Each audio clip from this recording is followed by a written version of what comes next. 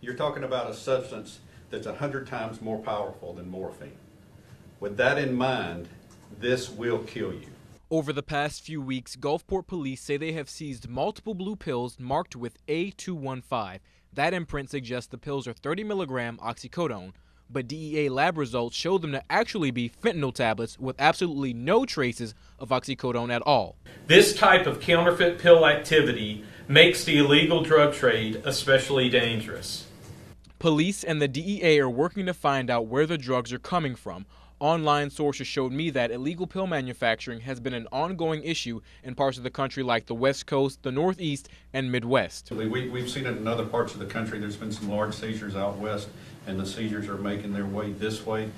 These haven't been the large-scale seizures that we've seen, but we are working more and more of these investigations. Investigators want to get the word out quickly. Fentanyl is lethal. Less than 2 milligrams, that's about the size of 4 grains of salt, can cause an overdose. In some cases, you can overdose from just touching fentanyl. And because it's hard to tell the difference between these fake pills and real ones, everybody could be at risk. This exposes us all, agents, police officers, when we think we're handling a pharmaceutical, and in fact we're handling a lethal dose of medication, and it's not even medication, just a uncontrolled substance. We're risking that exposure, and this takes the playing field of illegal drugs to the next level. Some educators are adding a new lesson to their agendas. It's an 8-hour concealed carry course for teachers. 4 hours of the class are spent in a classroom. The other 4 are spent on the range.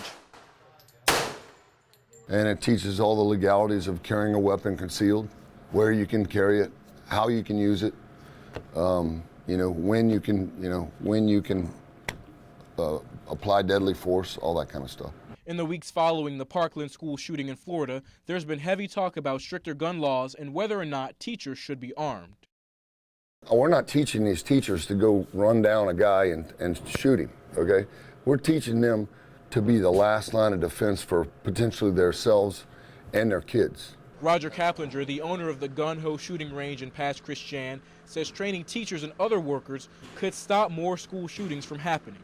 You're your only best defense, because if you're waiting on the police, you're going to be a victim. Takes 7 to 10 minutes to get the police anywhere. You're going to die in a gunfight in 7 to 10 minutes. Now, some people have been critical of the idea, saying that arming teachers does not solve the problem, especially when teachers already dedicate their lives to their students.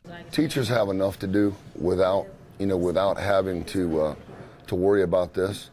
But at the same time, do you really wouldn't you want somebody there that is going to be at least the last line of defense? But the owner says there's been a high demand for the course, so Gun Ho is adding more classes to accommodate everyone. For 12 years now, Madeline Miller has been giving Christmas cards to anyone she meets in Hancock County. Last year, she gave 1,000. This year, she hopes to give 1,001. And it's not really about the amount of cards. It's about the quality, and that isn't even what I spend on the cards. It's what you put out to other people. It is an ambitious goal, but she doesn't want any fame or glory from it. She just wants others to pay it forward, and it seems to be catching on. Last year, a woman came up to me and she said, I read that article. I went out and I bought a box of cards. And she said, and I gave them out to the cashiers who double bag my groceries and the teller who gives me crisp money when I want to give it to my grandchildren. The holidays can be a tough time for some people, and Miller says she'll never forget when she realized that her cards actually make an impact on a stranger's life. And I said, I hope this holiday is good for you. And she actually stopped and she said, my mom died about a year ago, right around this time. She said, I was missing her, and my family's not here. She said, thank you so much for this card. I needed it. So I reached in and I hugged her. It's what you do sometimes. Some people spend their entire lives searching for their purpose, but Miller says she doesn't have to look anymore. She believes that she's found her life's calling with this simple, random act of kindness. I'm never going to discover the cure for cancer, because I don't have a medical background. And maybe I won't do something that's grand and majorly important, but I'm doing my thing, and this is my light. And I'm going to do this for as long as God lets me. And as she puts pen to paper to finish yet another stack of cards, Madeline Miller hopes that someone, somewhere else, is starting to write their own stack. When you put a vinyl record on and you hear the needle scratch the surface, you're not just listening to music, you're experiencing it. There's something to love about that crackling sound and the smooth-to-touch feel of a shiny black record as it spins. Something you can hold. It's something tangible, as opposed to just pushing a button and asking Alexa or Siri to play some music for you. It's what we like to refer to as active listening, an active enjoyment of the music.